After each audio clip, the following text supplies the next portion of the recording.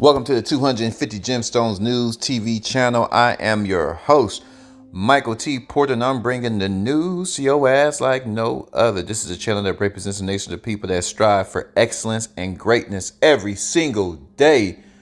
I have another bomb news segment for y'all, but before I begin, y'all hit that like button, that subscribe button, that share button, hit that notification bell so you know when I am dropping. If you like to support the mission, support the movement, support your boy, help the channel grow, Cash App $ Michael US. Oh my God, this nigga Obama just won't go away.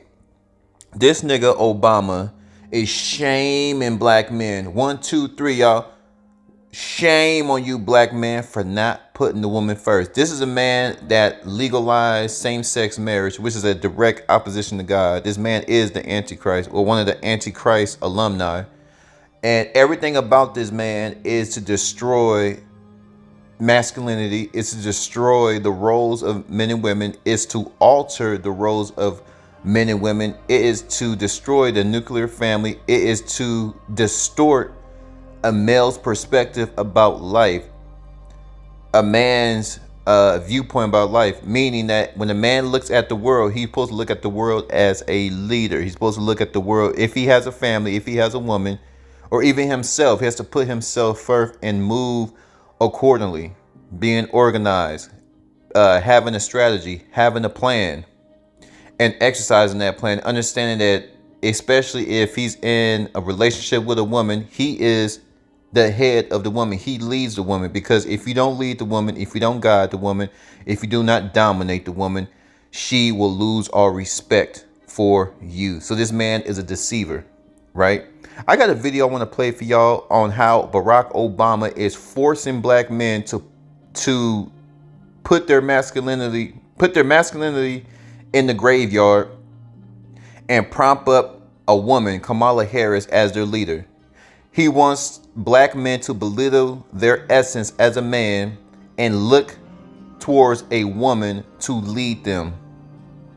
Check this out. Go ahead and just speak some truths, if you don't mind. Because Listen to this nigga. my understanding, based on reports I'm getting from campaigns and communities, is that we have not yet seen the same kinds of energy and turnout in all quarters of our neighborhoods and communities as we saw when I was running. Now, I also want to say that seems to be more pronounced with the brothers. So if you don't mind, just for a second, I'm going to speak to y'all directly. And Watch say that when you have a choice that is this clear, when on the one hand you have somebody who grew up like you, knows you, went to college with you, Y'all listen to this? understands the struggles and pain and joy that comes from those experiences, who's had to work harder and do more and overcome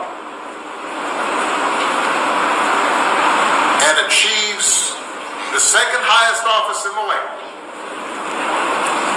and is putting forward concrete proposals to directly address the things that are vital in our neighborhoods and our communities, from housing to making sure that our mothers and our fathers and our grandparents can afford medicine, and making sure that we are dealing with prices that are too high and rents that are too high, and are committed to making sure that we maintain the Affordable Care Act, so everybody's got health care, and cares about things like education and entrepreneurship in our neighborhoods. And that's on one side. And on the other side, you have someone who has consistently shown disregard not just for the communities, but for you as a person. And you're thinking about sitting out? Look at this nigga trying to lecture us. But, you know, Cousin Pookie might be. And you're coming up with all kinds of reasons and excuses.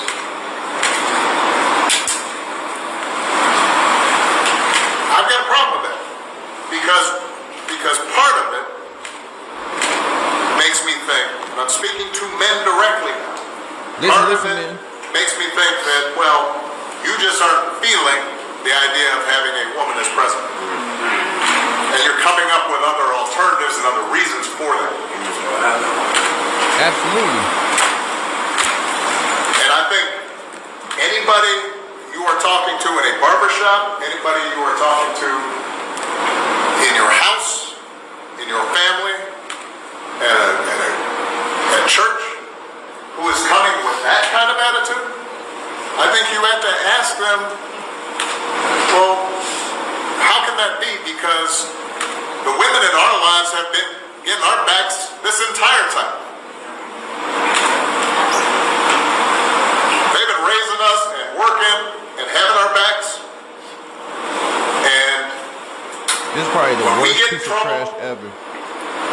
and the system's not working for us, they're the ones who are out there marching and protesting.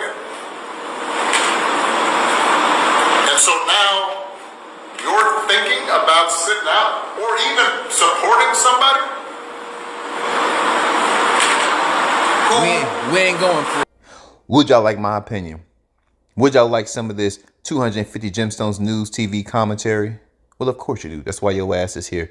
In order to be great, we have to make great decisions, and putting a woman in charge of the United States of America is not a great decision.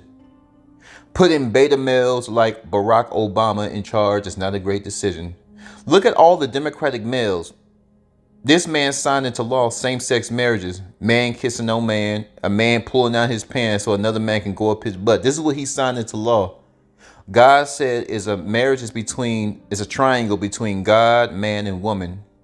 Marriage is between man and woman with the foundation of God, right? In the Bible, man laying down with another man is an abomination, is sexual immorality, right? So he promotes this and he signs sexual immorality into law according to God, right? So everything this man does is against God. Men are stronger than women. Men are the more dominant figures of the women. They're the stronger of the species, and there's no way that the weaker of the species ever lead the stronger of the species. This man alters science. This man's alter God's design, and he's just a weak beta male deceiver. And I can't believe there's actually black men voting, but majority of black men ain't voting for neither one.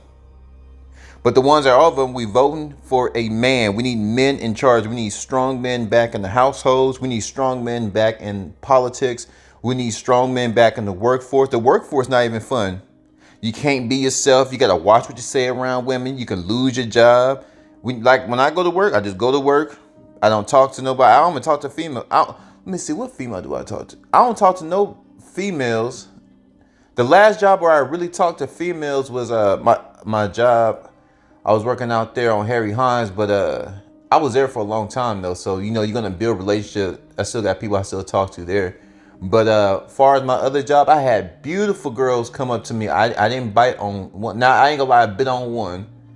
But other than that, there was a lot of girls. I turned it down. I had to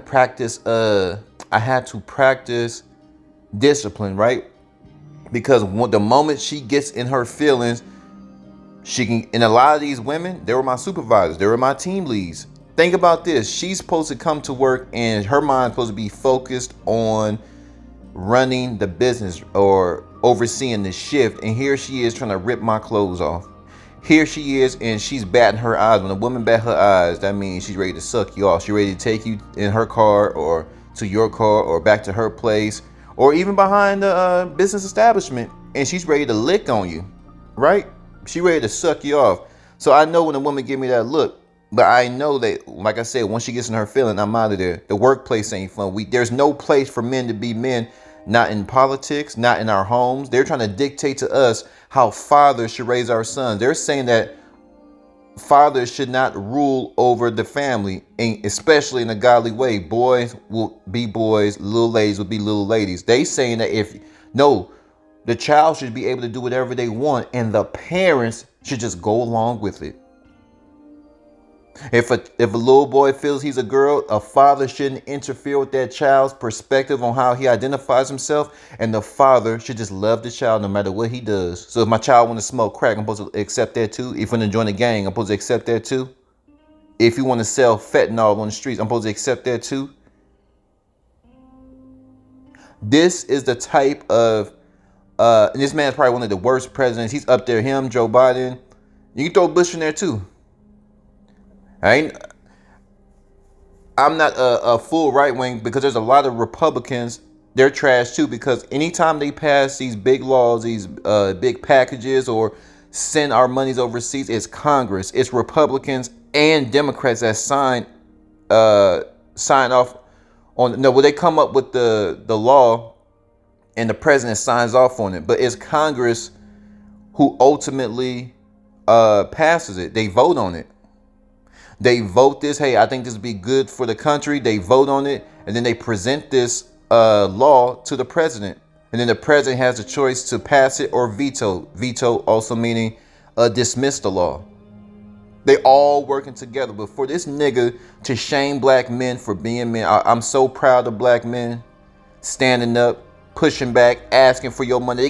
They gave every other tongue, every other ethnic group some goddamn money. In the moment that that black men, I'm talking about black men who want to do something with the money, who want to take care of their families, who want to get themselves out of debt, who want to buy some land, who want to buy some property, who want to buy commercial property. Anytime and every time the black man asks for something from this goddamn government, they said, stop your goddamn begging and pull yourself up by the bootstraps. Y'all flood my comments. What do y'all think about Obama shaming black men for not voting for Kamala Harris? 250 capital G, I'm gone.